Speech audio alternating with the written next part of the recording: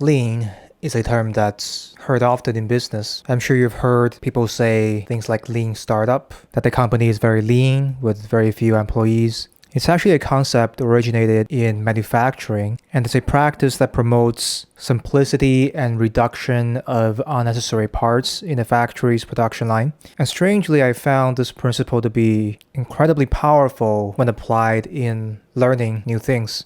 And you might ask, what does a principle used by factories to make more stuff cheaper and faster has anything to do with learning new things? Well, there's a concept in Lean called push and pull. Pull refers to demand. When a factory produces things based on pull, they don't produce the product because they think people are going to buy it. They produce it when they really need to produce it. That is when there's a demand for it. That is when a customer places an order for it. So if I order a Tesla online right now, and if Tesla practice lean in their factory, they wouldn't start making my Tesla until I've actually put in an order. And if a factory produces things based on pull, this has the benefits of reducing excess inventory and waste because they literally do not produce anything until someone places an order for it. The opposite of that is push. This is where the stereotypical bad factory used to do before they knew about lean. So the factory will produce something not because there's a need for that thing, but because they think that people will buy it in the future. So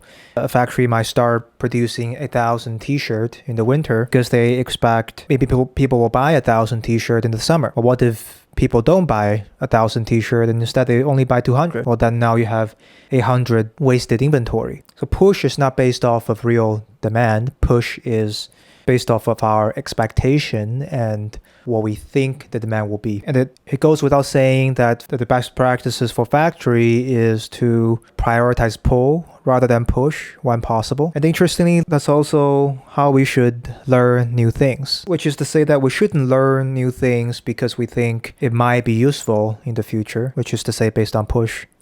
Rather, we should learn new things when there is an immediate need, a demand to learn that new thing. Say I'm making a video right now. I'm filming this with a camera that you cannot see. There are lights around me that illuminates my face and some of the background that you cannot see. So the optimal way of learning videography and lighting is when I'm actually making the video. When I set up the camera and suddenly I realize there's a need for a light. And I have lights, but I don't know where to put them. I don't know what intensity to set for them. So as I make contact with the problem, very quickly, immediate and real needs start to pop up all around me. And these needs are real because they're blockers to my completion of the task. I literally cannot shoot the video unless the frame is illuminated by lights. So then I would look up YouTube videos and blog articles about how to set up lights. And I will learn them and I'll try them immediately with the lights I have. And I won't succeed with my first try. Maybe I turn on the light and I put them in the position that I think the YouTube video is instructing me to put, yet the images I get doesn't look anything like what the videos are showing on YouTube. So then I would research about what went wrong there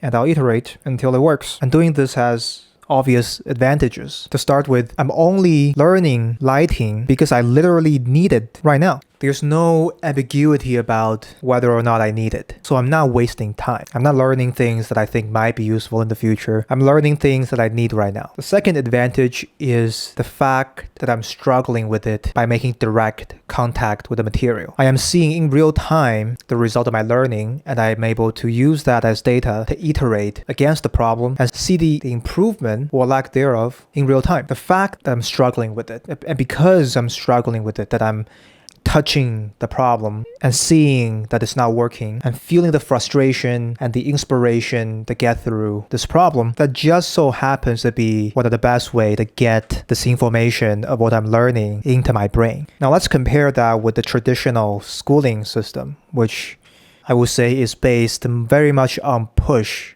and not on pull. Say I'm starting to go to high school for the first time. I'm given things that I should learn. I didn't choose to learn them. I was told that I should learn math and English and literature and chemistry and physics. Occasionally, the teacher is kind enough to explain why I have to learn it a little bit. They'll say, oh, math is useful because you can calculate stuff, if you're buying an ice cream and you give them $5 and the seller is going to give you some change, right? You can do some arithmetics in real time to make sure that you're getting the correct amount of change. But I am not buying ice cream right now, am I? I'm sitting in a classroom. I'm not buying anything. I'm trying to study something in my textbook.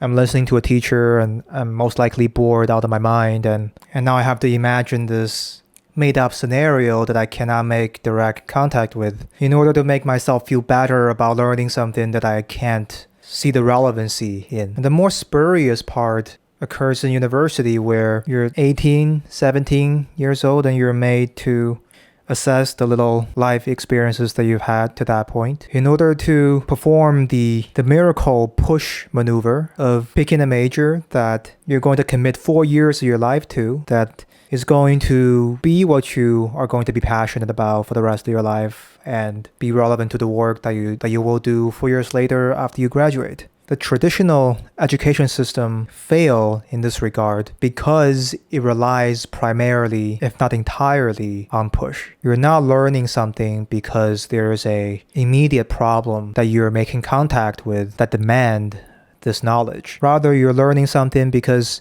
you feel like it might be relevant, or you're told that it might be relevant or useful years, sometimes decades later. So how do you apply this lean principle in learning? Well, next time when you want to learn something, first of all, if you are learning it based on push, you might just do a pull analysis and decide that it's really not something that's worth it for you to learn. You might realize that there's no real problems that you're struggling with that requires this knowledge. Therefore, it's not optimal to invest the time and energy and focus to learn this thing that may or may not be relevant. But if you think it's relevant, and if you are already struggling with the problem that requires this knowledge, start with the problem. Don't start with the knowledge.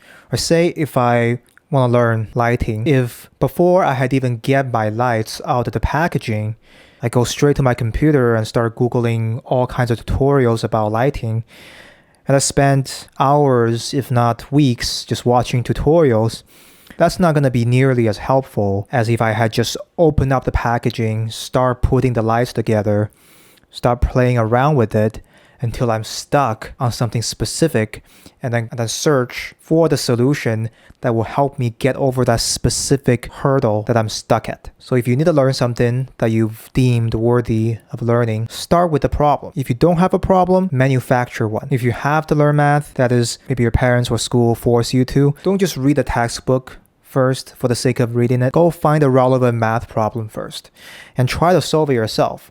You're not going to succeed the first time around, and that's the point. The point is to not succeed. That is the first step. Work on the problem and not succeed. Get stuck at a specific point in the problem and then go look for specific information that's relevant to solving that specific hurdle that's getting you stuck there. This sense of struggle in the pull style of learning, it's what's going to allow you to retain the information much better because your brain registers that it's relevant, and it's going to make you much more efficient at learning because you're only learning the materials that are relevant. And you know it's relevant because you're stuck on the problem that needs that information to solve it. So apply this lean principle in your learning and let me know how much better your life becomes.